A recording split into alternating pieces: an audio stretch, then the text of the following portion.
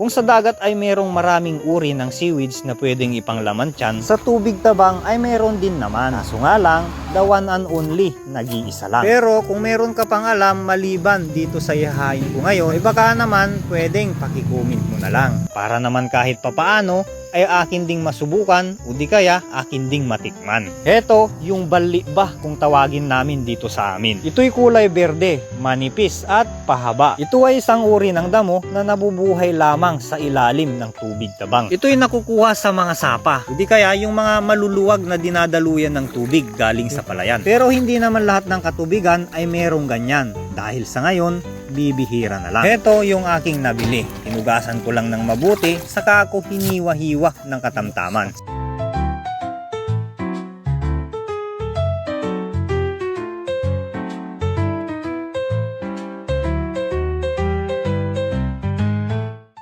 Yun o. Yun o. Ang sarap. Perfecto.